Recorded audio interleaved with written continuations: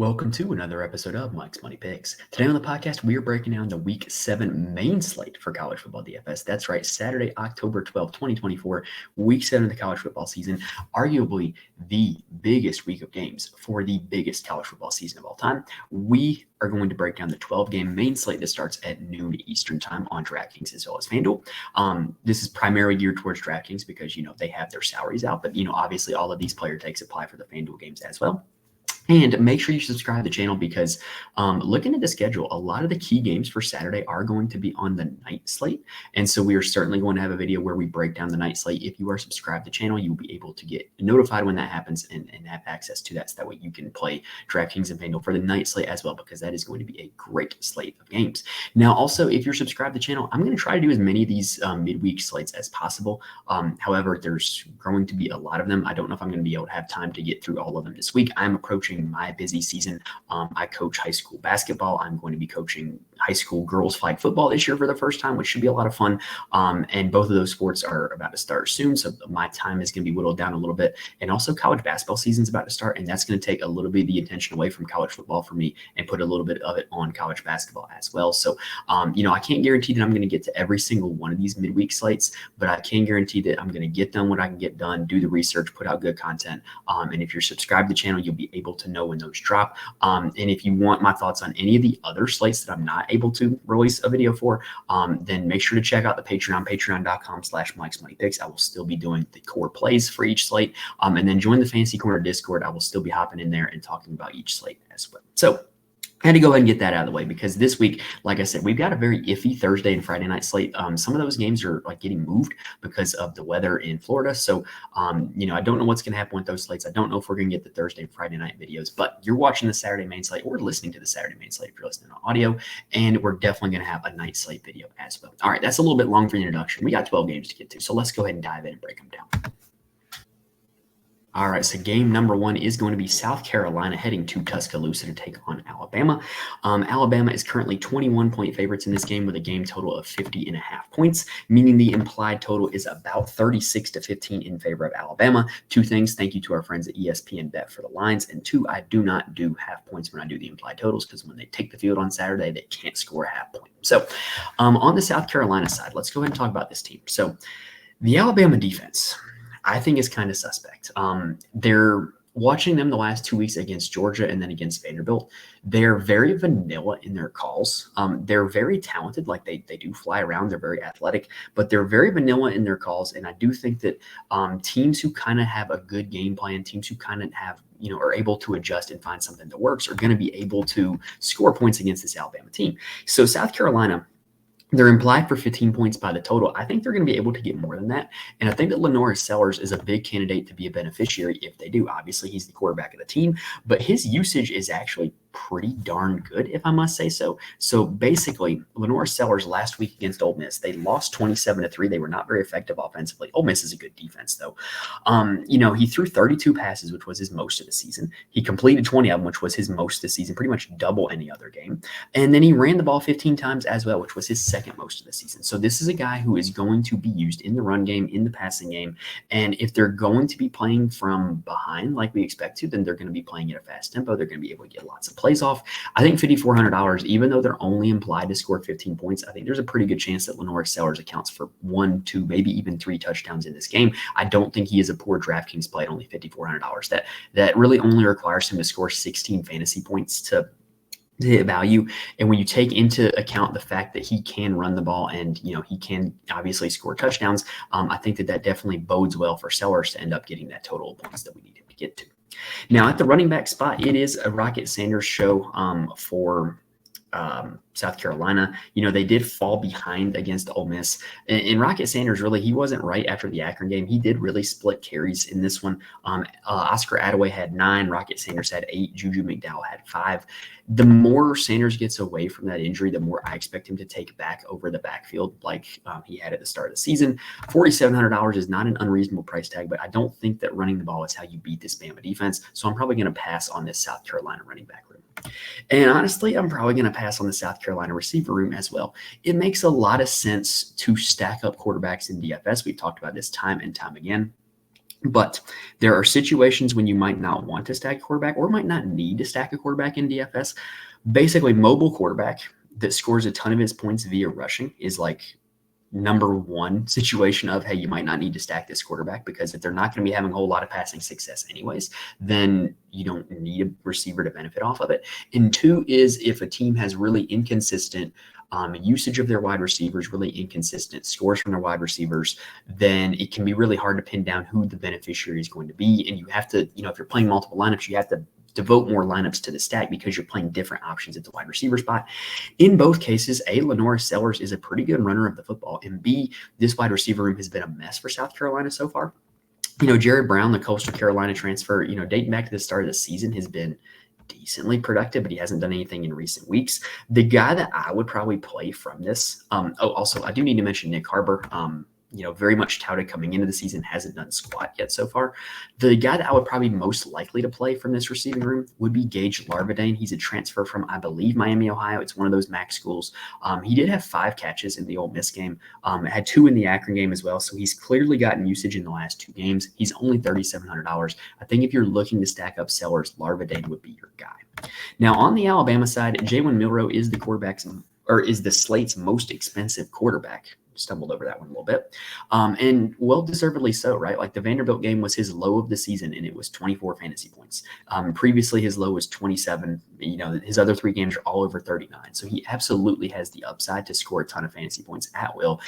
In DraftKings, we talked about numerous times over the course of the years how the 300-yard bonus is vital. The 100-yard rushing bonus is vital because it's an instant 3 points just for getting those milestones. He's done that in the same game before. He did that against Georgia. So he has the highest upside of any quarterback on the slate. Of course, he comes with the highest price tag.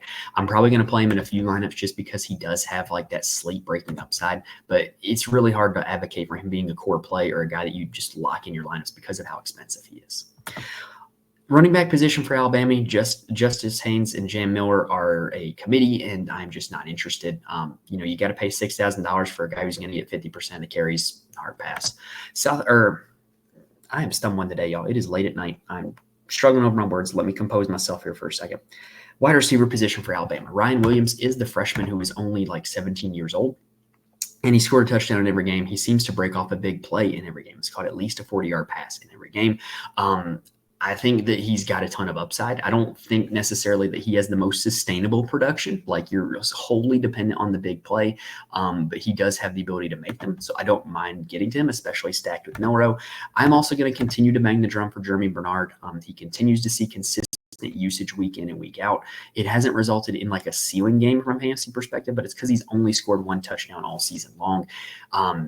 In the passing, he scored 1 rushing as well. So continue to play Jeremy Bernard, and I think that the ceiling game is coming eventually. His usage in this offense is really consistent. All right, game number 2, we've got Clemson heading over to Winston-Salem to take on Wake Forest.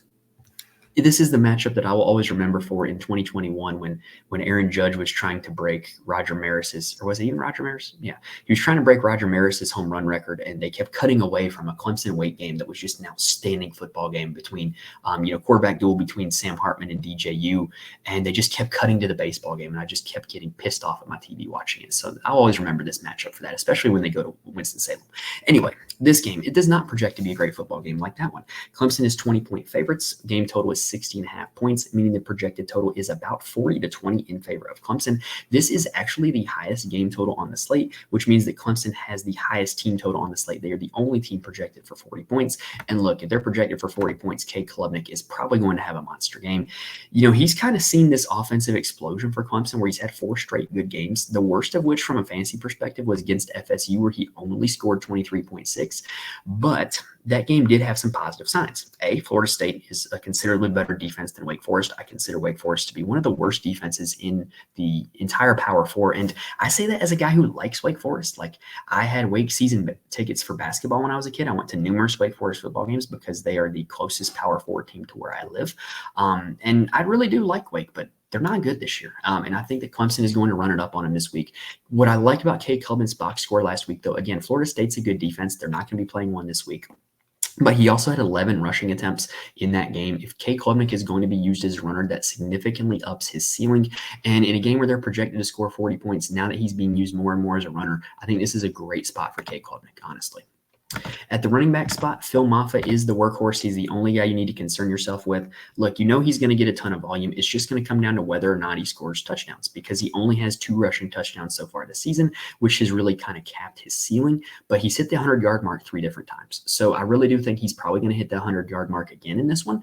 But if he scores a touchdown, that's going to really give you a usable game on DraftKings. If he doesn't score a touchdown, it's just going to be kind of At the wide receiver spot, Clemson is getting, I don't know if I want to say more predictable, but they're starting to kind of have more clear profiles for their wide receivers. Antonio Williams is going to be the alpha, in my opinion. He's the guy that you want. Was targeted 6 times against FSU, caught 3 for 84 and a touchdown, was also used as a rusher twice, scored 21 fantasy points in that game. If you're going to stat Cade Klubnik, which I don't think you have to, he would be the guy that I would pick. Bryant Wesco Jr. is a big play freshman. Who I think is going to be the guy for years to come, but not necessarily this year. But he is a big play waiting to happen. He's kind of like Ryan Williams Jr. version, and he's at a junior price tag of $4,700. So I don't mind taking a shot at him as well, especially if you're stacking with Klubnik. Jake Brenningstool is the tight end who is consistently involved at week in and week out. After that, it's kind of a mystery. I want to talk about Adam Randall. He was active against Florida State, but did not record a stat. So I don't necessarily know if he's going to be active in playing for this one, but if he is, he was certainly used a lot at the start of the season. Those were blowout games that he was used in, however, though, so I would have a little bit of caution with that. However, this game could very well be a blowout as well, but this is a guy who's been productive, who could play this week, and I just think he's a name worth knowing at $3,200. On the Wake Forest side, they've got quarterback Hank Bachmeier, which if you watch the NC State game last Saturday, he was truly awful through 3.5 quarters of that game. Just did not look good in any way. Threw a really bad interception, had some really bad misses, but he pulled it out at the end. Led a game-winning drive where Wake Forest was able to come out victorious. I don't think that's going to be the case this game. He's priced at $5,900, so you only need 18 fantasy points to hit value. I just don't see a way in which he gets there against this Clemson defense. At the running back spot, I do love DeMond Claiborne. So he is this Wake Forest offense's big play threat. He's a speedy running back out of the backfield, but he's not small either. He will catch passes out of the backfield. He has a chance at breaking off long runs. He probably has the most touchdown equity out of anybody on this Wake Forest team. And with them projected with a team total of 20, they could very easily score 3 touchdowns in this one. I do like Claiborne. I would say if he were priced at $5,000 even on DraftKings, he would be probably a core play for me, but $5,700 does make it a little tougher pill to swallow, knowing that he's going up against a good defense. At the wide receiver spot, so Taylor Morin is the slot guy for Wake. He is going to be the consistent volume guy, but his targets really aren't all that lucrative. Donovan Green was their kind of alpha receiver, but I don't expect him to play in this game. Horatio Fields is the guy that stepped into the Donovan Green role last week. He's had 14 fantasy points in back-to-back games. He would be the wide receiver for Wake that I would play. I think $3,900 is a great price. If they throw him 4 jump balls and he catches 3 of them for 50 yards and a touchdown, that's going to pay off his price tag at $3,900. So I really do think Horatio Fields is in a pretty good spot on this one, and I'm not super interested in a whole lot of other Wake Forest players other than that. Next up, we got another game that looks great to stack, in my opinion. This is Georgia Tech heading to Chapel Hill to take on North Carolina. The Yellow Jackets are 6-point favorites with a game total of 58.5, meaning that the implied score is about 32-26 in favor of Georgia Tech. On the Georgia Tech side, this UNC defense is just straight awful. Is there a word worse than awful? Is there an adjective that I can use that would be worse than awful without using profanity on here? Because I like to keep this friendly, so that way you can listen to it in the car if you got kids, or watch it at home if you got kids, because I got a daughter myself. Anyway, UNC's defense is bad. They've given up 2 performances of 40-plus fantasy points to quarterbacks so far this season. 1 to Alonze Barnett III of James Madison, and 1 to Eli Holstein of Pitt. Haynes King could very well be the third. He is a runner who has a ton of upside. We've seen him put up a 33 fantasy point game against Syracuse earlier this season. He could very well be the third. I think he's one of the top quarterback plays on the slate. At a salary of $8,100, you only need him to put up 24 to 25 fantasy points to consider hitting value, and I think that is quite likely going up against this Carolina defense. At the running back spot, Jamal Haynes continues to be the number 1 running back for Georgia Tech, and it's not really all that close. His usage is outstanding. I think he is a great pivot off of Haynes King because I do expect Haynes King to be highly owned. And this UNC defense really doesn't stop the run either. Desmond Reed last week put up 40 fantasy points himself at the running back position. So I do think this is a really good spot for Jamal Haynes as well. I don't think I would necessarily play King and Haynes in the same lineup. I mean, you could and just say, hey, every touchdown Georgia Tech scores, I'm going to take advantage of it. But I definitely think that Haynes is a solid option to play with or without Haynes King. Now, at the wide receiver position, we were talking about Lenore Sellers when you might not want to stack a quarterback. This is a situation where, yes, it's a mobile quarterback who is going to score fantasy points with his legs. But to me, you absolutely want to stack Haynes King. And the reason why is because he's pretty much only throwing to two guys, Eric Singleton and Malik Rutherford.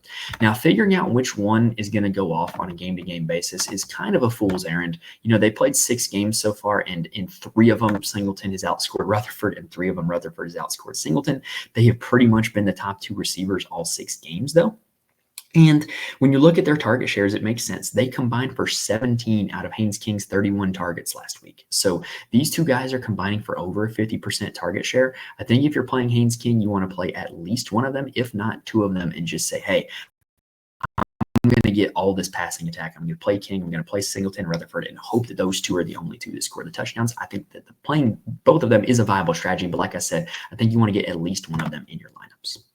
Now, on the North Carolina side, Jacoby Criswell is supposed to be an athletic quarterback, but he hasn't really ran a whole lot yet. When you watch him, he moves well in the pocket, but they don't really use him as a design runner. So I don't know what is up with that. I think if they were to use him more as a runner, it would unlock some more upside for him.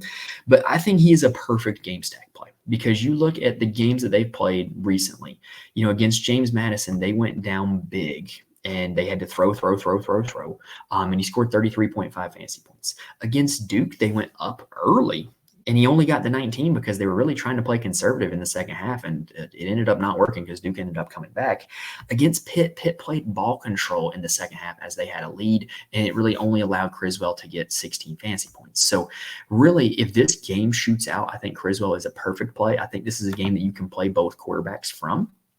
And so that would be my main usage of him, is playing him in already Haynes King lineups, because I think for Criswell to reach his ceiling, the game needs to be a shootout.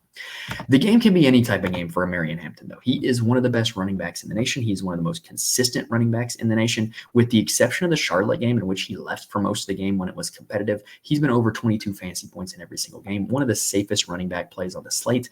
And Georgia Tech only gives up 104 rushing yards per game, which is pretty low, but they haven't really played a running back like Hampton yet. So I think this is a pretty good spot for Marion Hampton, one of the top running back plays on the slate. The wide receiver spot for UNC, this is another one where it's kind of a mess. Like, they just play a lot of guys. They throw to a lot of guys. But what I do think is worth noting is Nate McCollum last week, who's a Georgia Tech transfer, by the way. So this is a revenge game. He was targeted 13 times against Pitt, caught 10 of them for 128 yards, 25.8 fantasy points. He was the guy last year before Tez Walker came aboard that had a few ceiling performances. And he showed one of those against Pitt. There's a chance he could do that against his former team. If I were to play any of them in this Carolina receiving room, it would be McCollum. I think that Jones has probably been the most consistently involved week in, week out. Nesbitt's the tight end. I think he's very reasonably priced. I think his ceiling is a little bit lower than the receivers, but I do think he's very reasonably priced at 3,500, likely to score a touchdown. So that's just kind of how I see this North Carolina receiving room. But like I said, I'm really probably only going to get to these Carolina receivers if it is a game stack lineup where I'm already playing guys on the Georgia Tech side. All right, that does it for the first 3 games. Let's go ahead and take a quick breather, and then we'll go from there. Now, before I get started on game number 4, I do want to mention there are ways where you can get more information from me. First off, you can follow me on Twitter at Mike's Money Picks. I'm more than happy to answer any questions that you have if you reach out to me. I'm also tweeting out all updates for the show as well as the DFS rundown for every college football main slate, where I just highlight kind of my favorite categorical plays. I record these on Tuesday night, and sometimes a lot of things happen in between Tuesday and Saturday. So if you want my thoughts on players, as injuries arise, as other situations arise, reach out to me on Twitter. I'm more than happy to share. I'm also in the Fantasy Corner Discord. Link is in the description on YouTube as well as on the audio feed. If you want to join a community with a lot of really good, really smart people that talk DFS for all sports all the time, join the Fantasy Corner Discord.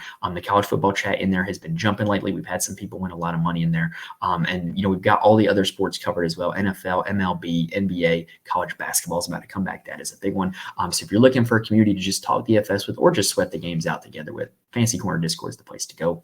Lastly, I do write a full article to my Patreon for every single college football DFS slate where I profile my core plays as well as why they're core plays. Now, I can't just guarantee that you can play these and win thousands of dollars. It's not that easy. But what I can guarantee is that you can get well-researched, well-thought-out plays that take into account X's and O's as well as ownership and just help improve your process for college football DFS. All right, so let's go ahead and pick it up with game number 4. I know I went a little bit long on the first 3, but I promise these next few aren't going to take as long because the next one involves Iowa. It is Washington heading to Iowa.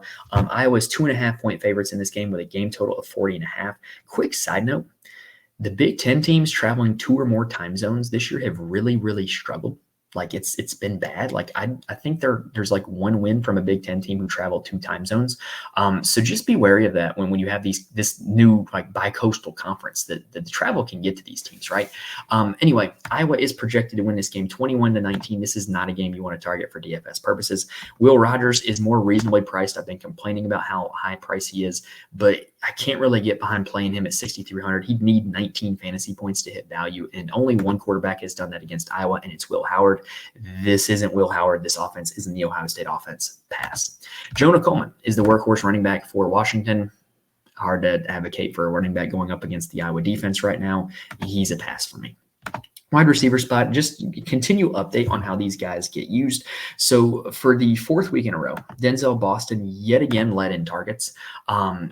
Fouled by Giles Jackson, fouled by Jeremiah Hunter. And then the tight end Latu is starting to get a little bit more usage as well.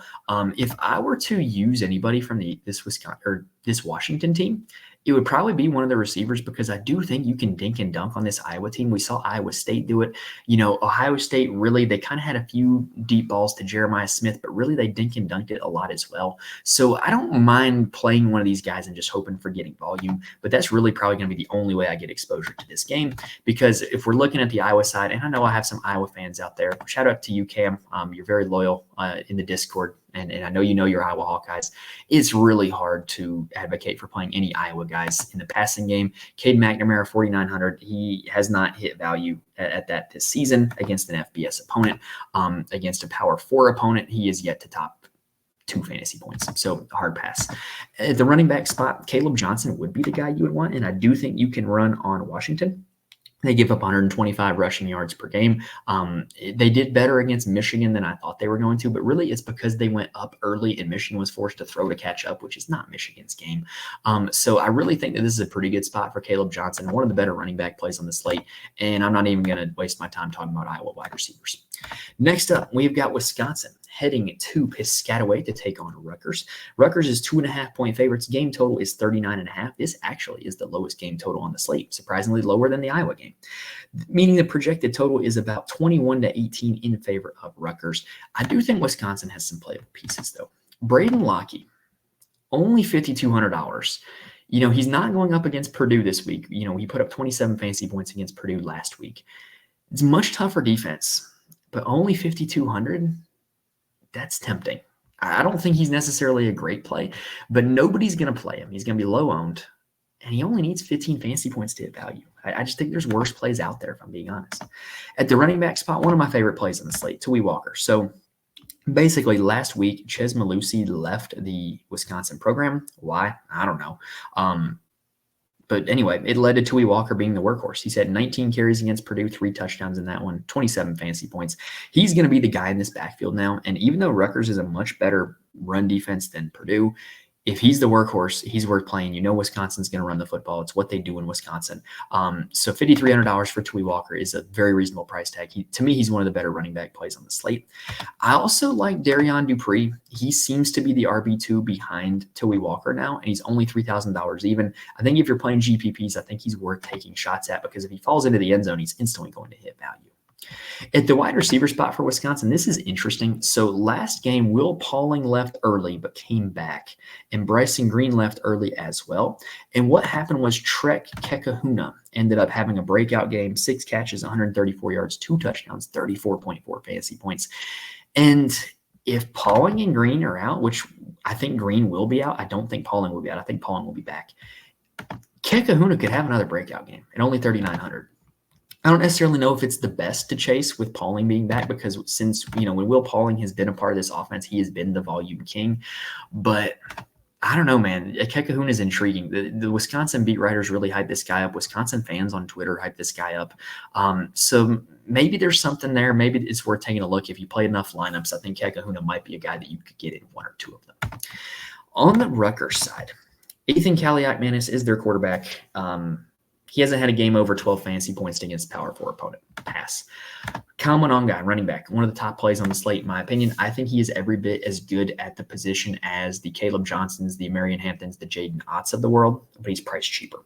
$7,600 for an offense that's going to run the football a ton. We saw Sam Brown the fifth, Sam Brown V, if you're looking at it, have some games where he had a lot of carries, but that was because Mononga was leaving him with cramps. I don't think that's going to happen this time. Mononga is a workhorse as long as he can avoid cramps. And he is a great, great play at $7,600. Wide receiver, you got some cheap Rutgers players because they are a fairly condensed passing offense. Demir Miller has been the target leader and receptions leader on the season for this Rutgers team. Isaiah Strong is not a bad play either at his price tag, in my opinion. So I think both of them are just, they could have a little bit of interest for me as cheap one-off wide receiver plays if you were looking for those. Next up, we've got the game that I really want to talk about, being a slightly biased Texas fan. Texas and Oklahoma, the Red River rivalry, taking place in Dallas, which this game deserves to be a noon kickoff. It has always been a noon kickoff ever since I was a little kid. It's always a noon kickoff. I don't know why they made it 3:30 this year. I'm kind of irritated about that because I got to be honest, 3:30 is the worst time to watch your team play. You're going to eat dinner sometime when the game's going on. And if you're going out to get dinner, it makes it tough to, go out and come back. It's just a hassle. I would much rather have a noon kickoff, but I digress. Texas is 14-point favorites. Game total is 49.5 points, meaning the projected total is about 32-18 in favor of the Longhorns. At the quarterback position, Quinn Ewers is supposed to be back for this game, but I got to say, I have no interest in playing him in DFS. He's $9,900, meaning he needs about 30 fantasy points to hit value, and it's just hard to see him doing that against this Oklahoma defense that I think has been pretty good to this point in the season. Last year, I was a bigger advocate of playing Quinn Ewers than most down the stretch of the season, but that was when he was priced at $7,000, maybe the low eights even, and he was going up against bad Big 12 defenses with two very stackable wide receivers. That's not the case right now. So I don't know. I have a hard time getting there this week. The one thing I will say is that nobody is going to play him. So if you want a guy that is super low owned, have at it. But I'm not going to be playing my guy Quinn this week. At the running back spot, I do like Jaden Blue this week.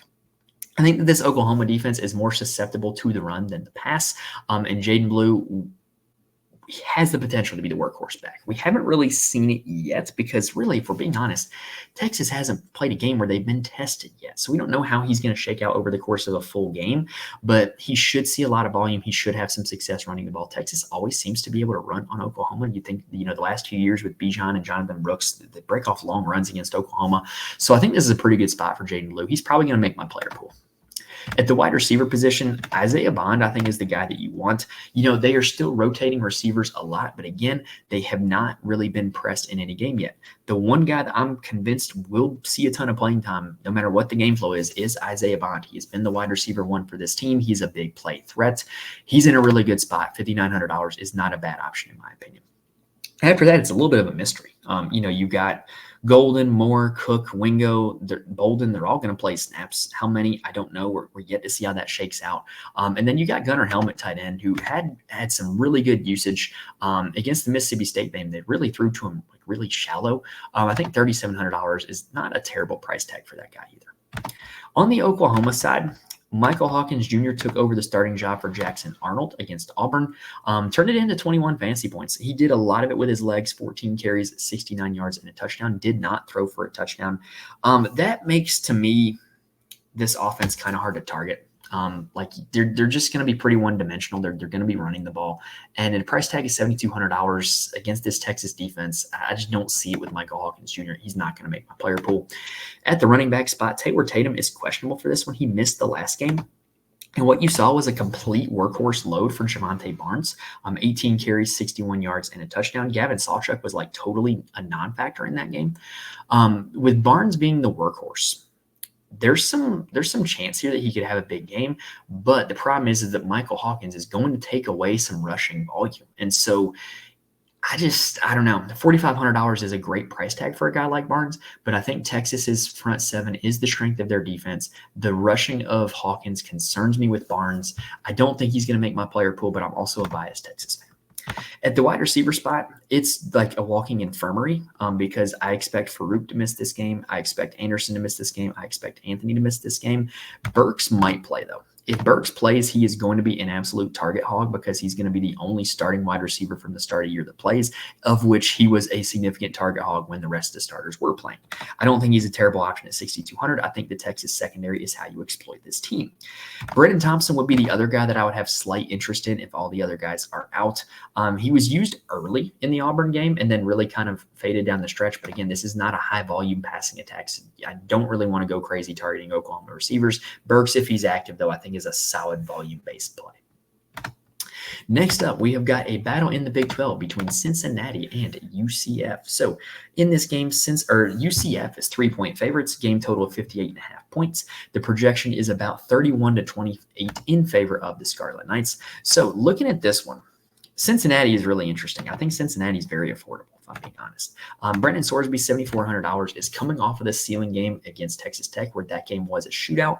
I think this is a game where if you're prepping for it to be a shootout, Brendan Sorsby would be a great play. This offense is going to throw the ball a lot. They operate at a quick tempo. UCF operates at a quick tempo. I expect there to be a lot of opportunity for fantasy points in this one. And Brendan Sorsby is a guy who can get it done. At the running back spot for Cincinnati, Kiner and Pryor both left last game. I don't know how they're going to shake out. I really don't. But I do know you can run on UCF. If Kiner is healthy, I think he's a great play. If Kiner is not healthy, I think Pryor's a solid play. But I would rather, if Kiner is going to miss, I'd rather have Pryor miss too, because the usage for Manny Covey, once those two left in the Texas Tech game, was great. He had 8 carries, but he also caught 6 passes, 2 of which were touchdowns. So he's going to be used in the passing game if he's able to be the lead back, right? So if Kiner and Pryor are out, I think it's an absolute smash spot for Manny Covey. At the wide receiver spot, it's real easy for Cincinnati. Just play Xavier Henderson. He is at $7,100, but that's a very reasonable price tag for him. He is a significant target leader for this team, 11 targets against Texas Tech. That's not out of the ordinary. He had 10 catches against Miami, Ohio as well. 7 catches against Towson. Like, he is a volume-based wide receiver, and he's a very clear stacking partner with Brendan Sorsby. The only other guy that I would consider would be tight end Joe Royer, who has been a consistent part of the passing offense week in and week out as well. Just hasn't really had a ceiling game yet, but at only $3,400, you don't need him to do a whole lot to hit value. I think the Cincinnati team is very stackable because of the price tag of Sorsby and Henderson and Royer. They're not that expensive. On the UCF side, KJ Jefferson's an odd one to me because he continues to be priced up like he's been a great fantasy player so far this season, but he hasn't been. His best games are 29, 27, and 23, and then there's 2 duds, 10 and 3. So I don't know. It's hard to advocate, going for him when he's really struggled as a passer so far this season, but it's a great game to target. And if UCF's going to score 31 points, it's reasonable to think that KJ Jefferson is going to be a part of that. So I don't know. It's whether you want to buy, I don't want to say buy low because his price tag's still up, but buy him on the way up, I guess. If you want to be early on KJ Jefferson, that would be my thing this week is if you want to be early on KJ Jefferson, go for it. But I think there's another guy to target in this game, and that is RJ Harvey. He is the best back for UCF. Even in a game against Florida where they got virtually shut out, he still put up 18 fantasy points. That's pretty much his floor. I think he's one of the best options on the slate. Probably, if you were to just ask me, hey, who is the best running back on the slate at the end of the day, he would probably get my second vote. More on number 1 in a little bit. At the wide receiver spot, so they did have Xavier Townsend transfer last week, or not transfer, but enter the portal last week. And it didn't really matter a whole lot because their passing offense was just so abysmal. Kobe Hudson is going to be the wide receiver 1 very clearly now. Randy Pittman Jr. was really the main beneficiary of the Xavier Townsend snaps. Caught 3 passes for 44 yards against Florida. Not great, but $3,300. I think that's the name you want to monitor going forward, though, to kind of pick up on some of that Xavier Townsend production. Next up, we've got Cal traveling bi-coastal to take on the Pitt Panthers. This is an ACC game, which seems so weird. Pitt is 3-point favorites. Game total 58.5 points. Kind of familiar, same as the last one, right? Pitt is projected to win 31-28 in this one. So on the Cal side, they're projected to score 28 points, which to me makes Fernando Mendoza quite appealing. Only $6,400 means he needs about 19 fantasy points to hit value, and he's had 20 twice this season. So I don't think that this is a bad spot for him at all. $6,400, I absolutely think he can pay off that price tag. Jaden Ott is their primary running back, but against Miami, he was really kind of struggling. 7 carries for 2 yards. Now, he did score a touchdown. He did catch 3 passes for 75 and get a touchdown through the air, which saved his day, but he was not effective. Javian Thomas continues to kind of be the more efficient, more effective running back out of the two, but he does not get the same usage as Jaden Ott. So I think it would be super contrarian to play Javian Thomas because I think people are going to flock to Jaden Ott. But if I'm being honest, I would much rather play some other running backs in the 7K range than Jaden Ott. I would rather play Monongai. I would rather play Jaden Blue. I'd rather play Nick Singleton. I'd rather play Phil Maffa. So I think that I'm probably going to pass on Jaden Ott this week. At the wide receiver spot, Cal has suffered some injuries, and really Neziah Hunter has been the guy. But against Miami, he didn't really do a whole lot. But throughout the season, he's been their number 1 wide receiver. Tron Grizel is a guy who has experience in this system. I would expect him to play a significant load of snaps with the other injuries that they've had at the wide receiver position. And then Jack Andrews is a tight end who really had a good day against Miami, 3 for 78 and a touchdown. He's only $3,200. You could do worse for punt plays than that. On the Pitt side, Pitt's got quarterback Eli Holstein, who is looking like one of the best quarterbacks in the nation. This Pitt offense operates at one of the fastest tempos in the nation. They rate 4th right now in tempo. And so basically Holstein, he's been like a beneficiary of it. He's been over 27 fantasy points in every single game. Past 2 have both been over 40. Huge ceiling for Holstein. This offense is going to have a ton of volume. He's going to run the football as well. He's been very effective as a runner. Love Holstein as a play. I think if you were to ask me to rank the quarterbacks on the slate, just in general, I would have him second behind Jalen Milroe, but I think I'm probably going to have more usage of him than Jalen Milroe just because of where he's priced at and the game environment that he's in. At the running back position, so Desmond Reed, just play him. Just play him. Just play him. It's that simple. He has had just absolutely elite usage so far this season. Put up 41 fantasy points against North Carolina, largely because he caught 11 passes. But he also had 18 carries in that game. Just play him. He's the best running back play of the slate, in my opinion. Just find a way to play him. If you're playing a lot of lineups, you got to get him in a few. Also want to mention Rodney Hammond did come back for the last game.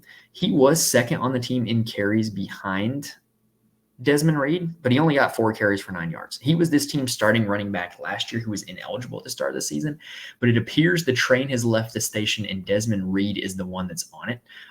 So I don't necessarily think that Hammond Jr. is going to come in and eat a ton of workload for Desmond Reed if last game was any indication, but I just think it's something to monitor going forward to know that Hammond was the starter last year. He is back present in this backfield, and he could steal carries away from Reed in the future, but he hasn't yet so far. At the wide receiver spot, Pitt does keep it pretty tight with their wide receiver rotation in close games. We've seen that now. Kanata Mumfield is the guy that you want to play, in my opinion. He's an Akron transfer. He is their best receiver, in my opinion. $5,800. He's the one that's going to play the most. He's in a pretty good spot. Raphael Williams Jr., I think, is also another solid play. He's another every down player for them.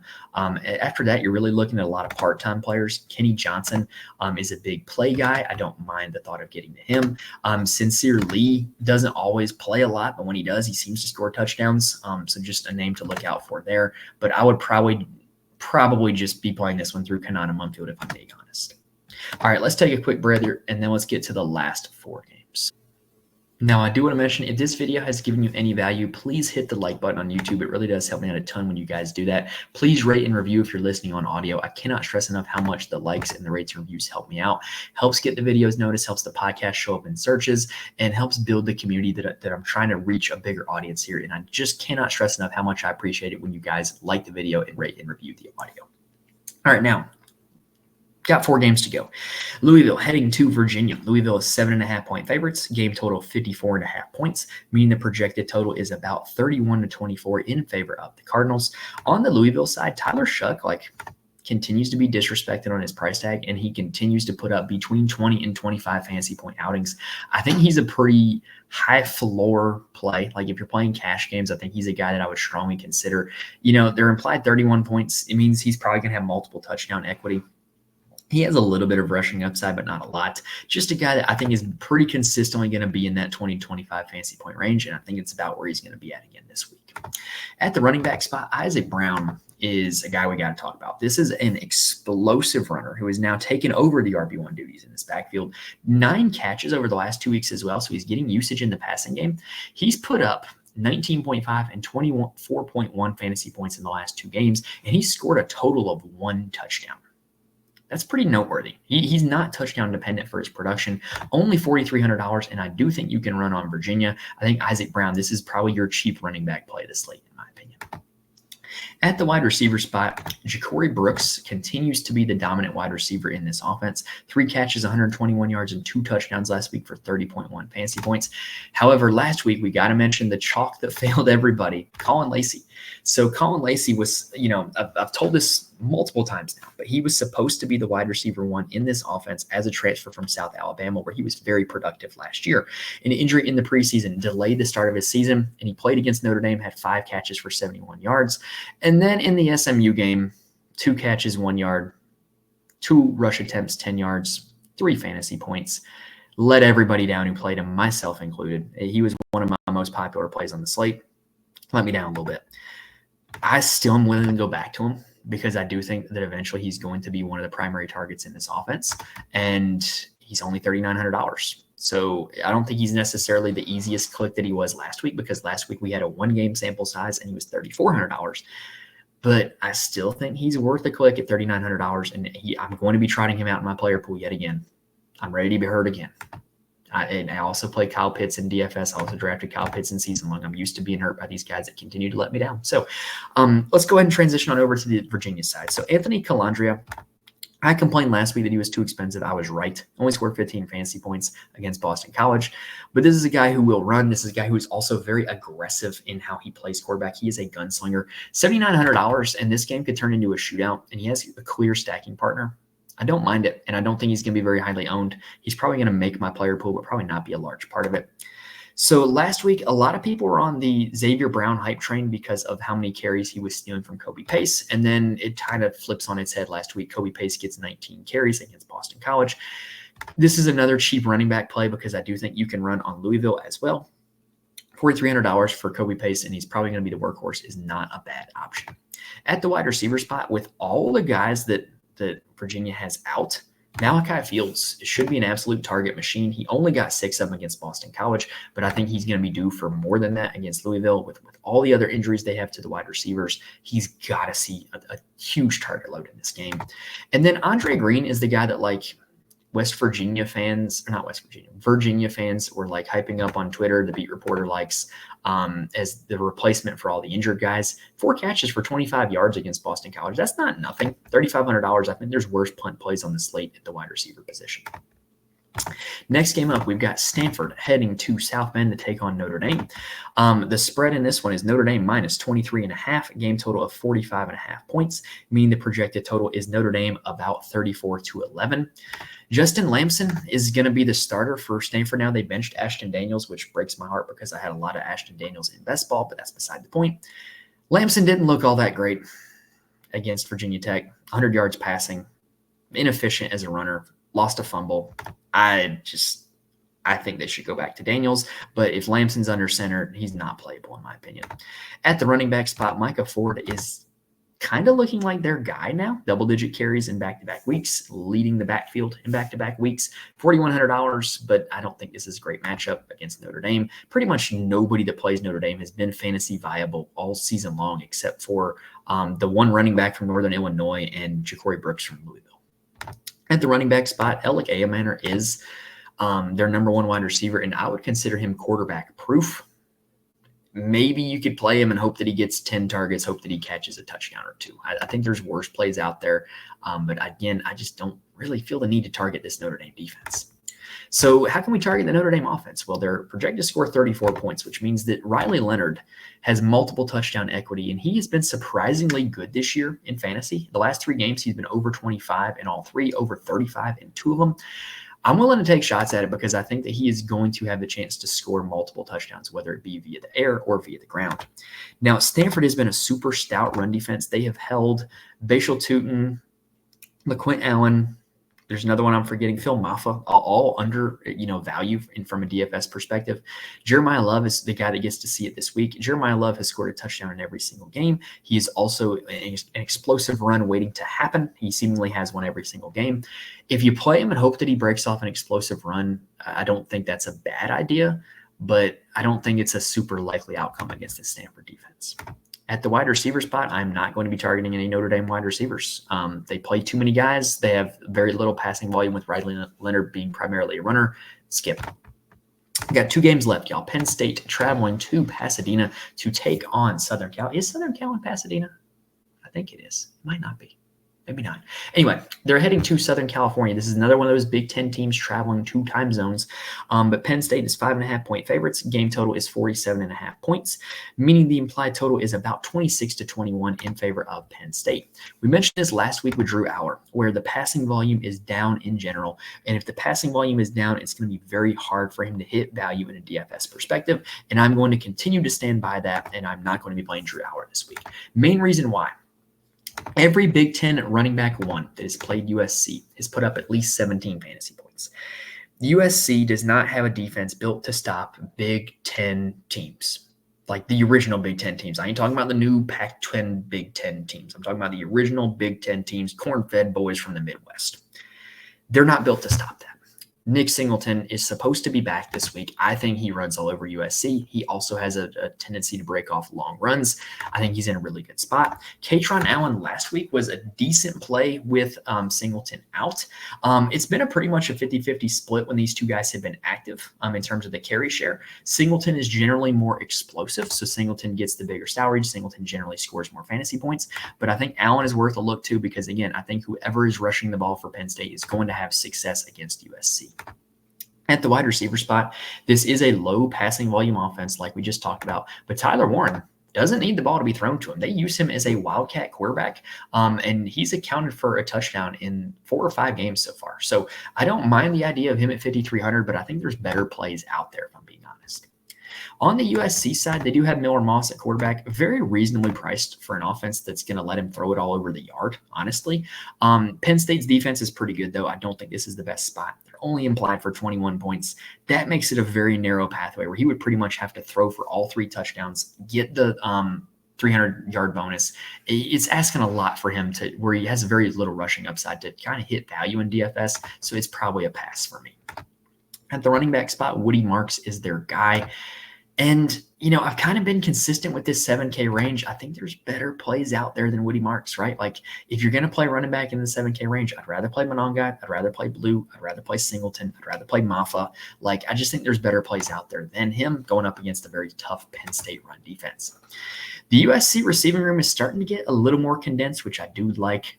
Jacoby Lane was the guy that I was all over last week, and he disappointed. Go figure. It probably means he's going to have a big game this week. He still had 8 targets last week. Still used pretty heavily. Zachariah Branch is a big play waiting to happen, but he hasn't broken off a big one in a long time. I don't expect it against this Penn State defense.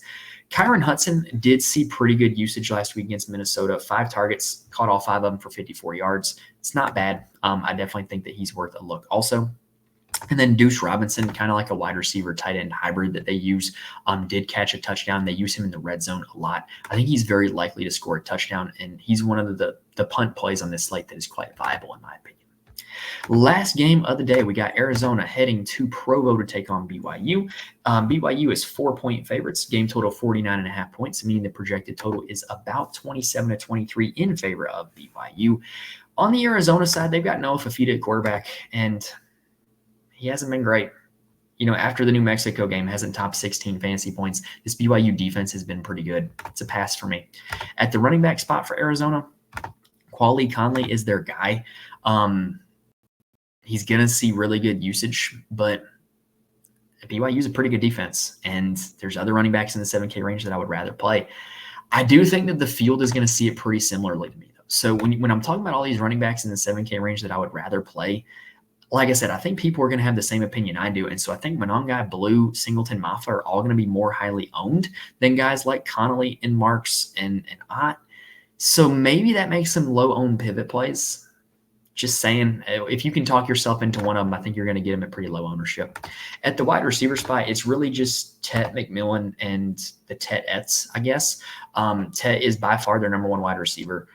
He is one of the best receivers in all of college football. He is going to be targeted very heavily, and he has an incredible ceiling, but teams can also just totally take him out of a game. I think he's a very high-risk, high-reward wide receiver play, and I'm not interested in playing anybody else from this Arizona offense. On the BYU side, they have got Jake Retzlaff at quarterback. And look, he's been good. Like, admittedly, he's been a good fantasy option. 3 games over 25 fantasy points. Arizona's defense is nothing to write home about.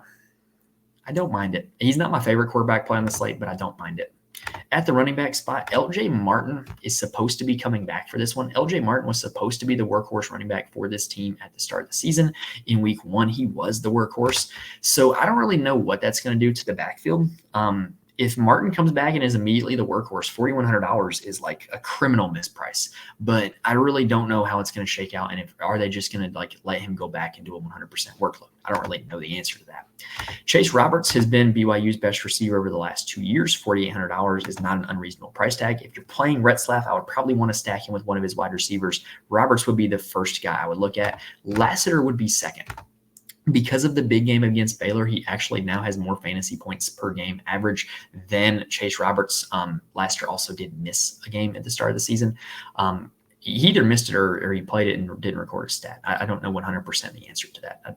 Just a little caveat. But against Baylor, 8 catches, 120 yards, and a touchdown. I don't mind it as a stacking partner, right? Like you can, if you're playing Retzlaff, get Roberts or Lassiter with him. All right, that is going to do it for this episode. That is going to do it for the Saturday main slate. I'm battling a little bit of a cold, so hopefully y'all couldn't tell in my voice. But we made it to the end of the 50-minute show, right? Which is a good thing. If this video helped you guys out in any way, please hit the like button on YouTube, rate and review the audio. It helps me out a ton when you guys do that. And make sure you're subscribed to the channel. That way you can be back with us for the Saturday night slate, as well as all of the other slates that we're going to cover. Like I said, I can't promise every single slate. That will be a tough ask, but I'm going to try to get as many of them in as I can. If you're subscribed, you will know when they drop. Reminder, if you want more from me, follow me on Twitter, join the Fantasy Corner Discord, get the articles for the core plays on the Patreon if you are interested in that. And that's going to do it for this episode, y'all. Like I said, this is the biggest week of college football yet, for the biggest season of college football yet. I'm really stoked, really excited about it. Hopefully I gave you guys plenty of information in order to build your DFS lineups here for this Saturday main slate. Best of luck to you guys on the Saturday main slate. Thank you guys for watching the list to this point. And I got to give you one of these because it is Red River Rivalry Week. Going to close it on this. Hook 'em. See you guys next week.